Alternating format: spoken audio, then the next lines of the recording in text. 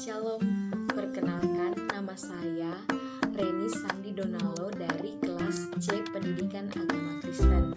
Kali ini saya akan menuntaskan tugas akhir dari mata kuliah Teknologi dan Media Pelajaran Pendidikan Agama Kristen. Tugas saya yaitu membuat tutorial pemanfaatan teknologi digital dalam pembelajaran. Nah, kita tahu sekarang kita berada dalam pandemi COVID-19. Proses pendidikan pun berlangsung di rumah secara online. Guru atau dosen kita biasa memakai berbagai teknologi digital untuk terus menunjang pembelajaran kita. Nah, ada berbagai teknologi digital yang digunakan. Misalnya, ada yang namanya Zoom, melalui WhatsApp, melalui Google Classroom, dan animasi pembelajaran. Masih banyak lagi teknologi digital lainnya.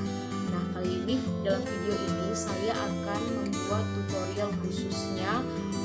Saya memilih Google Classroom. Nah, Google Classroom ini guru atau dosen juga bisa memberikan materi, bisa mengabsen, memberikan tugas.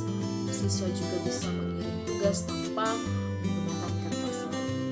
Nah, berikut tutorial penggunaan Google Classroom dalam pembelajaran. Selamat menyaksikan. Kita mulai ya teman-teman. Pertama-tama itu kita download dulu aplikasi Classroom-nya. Ada dua cara di sini. Kita bisa login di Google.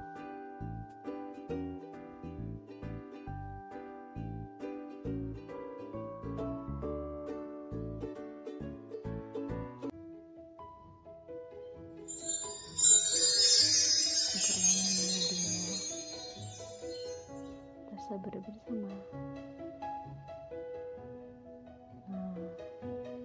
Karena dia terhubung dengan email saya, dia langsung muncul di sini ya, beberapa kelas. Nah, tapi di sini saya ingin menunjukkan bagaimana kalau kita lebih mudah pakai aplikasi. Saya lebih mudah pakai kalau download, kita install ya.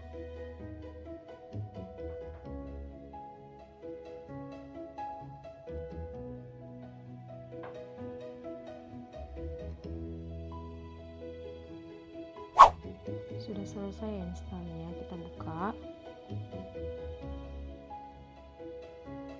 Mulai. Ini pakai akun saya ya. Jadi terlebih dahulu kita harus memiliki akun. Kita tidak bisa masuk kalau tidak punya akun. Lebih memudahkan kalau ada apa-apa konfirmasi tugas masuk atau materi dosen masuk, kita bisa tahu. Jadi kita harus penting memiliki akun terlebih dahulu.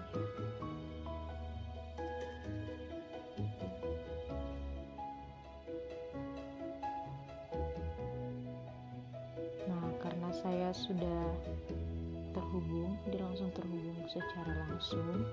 Nah, dosen biasanya memberikan kode kepada kita, kode kelas. Jadi kita klik tanda tambah yang di ujung sebelah kanan.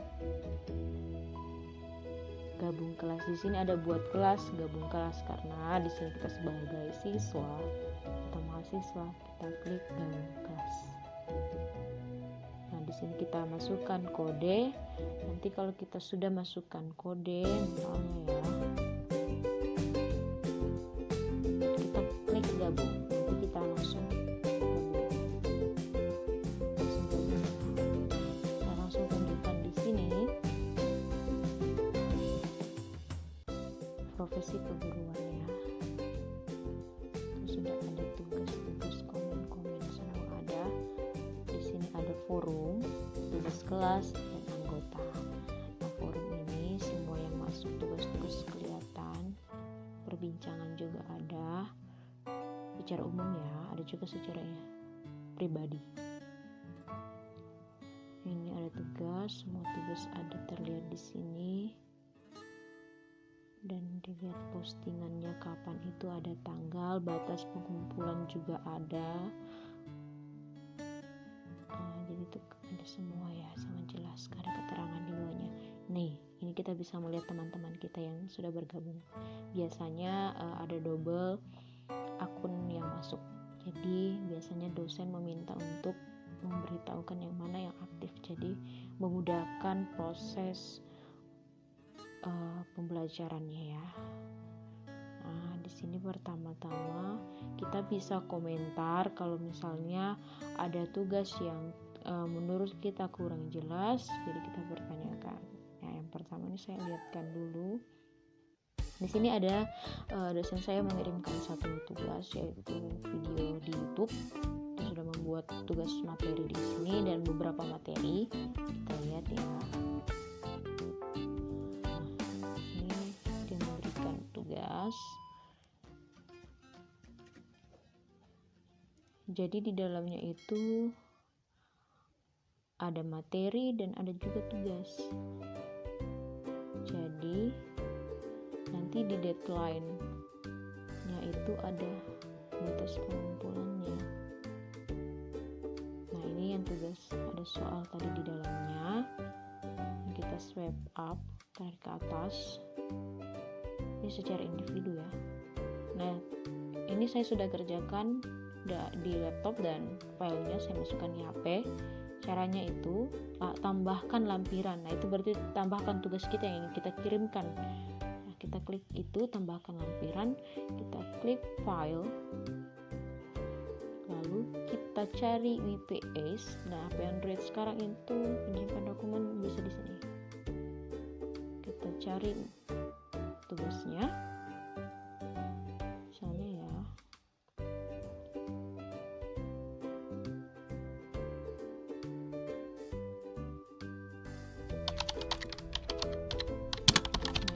Klik tugasnya.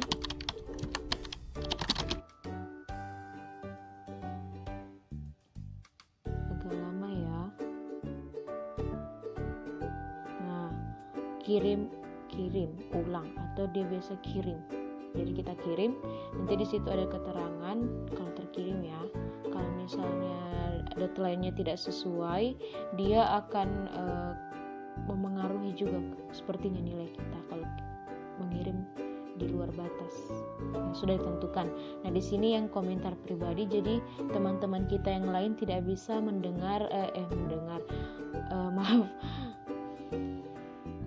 tidak bisa melihat apa yang kita bicarakan kepada dosen atau yang kita tanyakan mengenai tugas kita.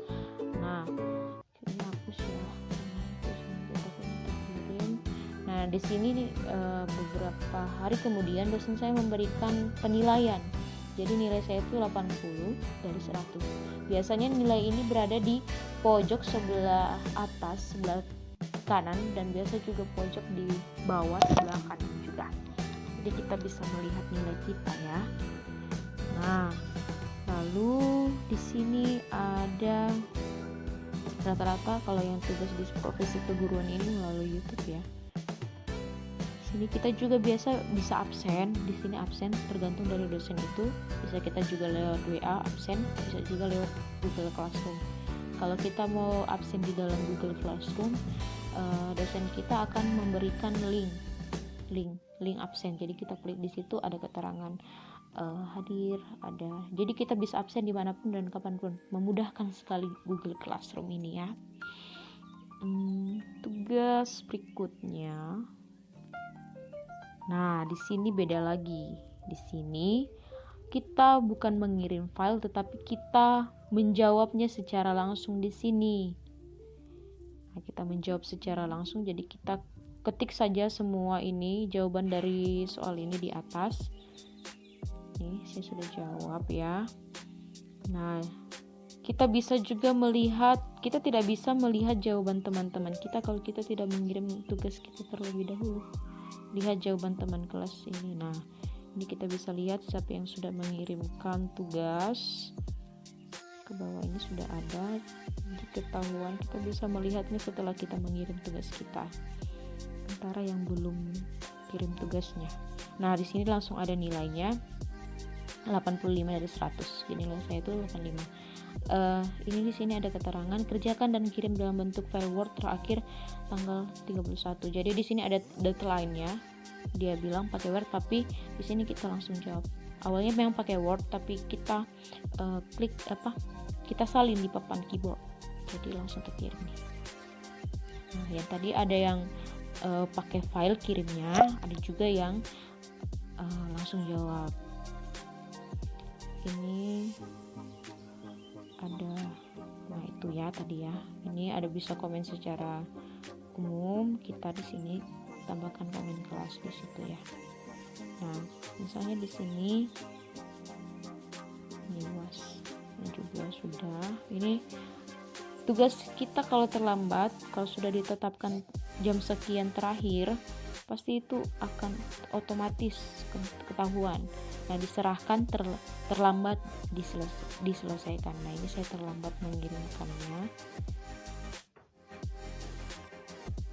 Nah, di sini juga bisa dosen mengirimkan bentuk PDF materinya. Di sini jadi kita baca dan ada tugas diberikan, didiskusikan itu di grup WA, diskusi dalam WA grup terkait adaptasi. Nih tugasnya. Nah, begitu teman-teman. Jadi semuanya mudah di sini ya.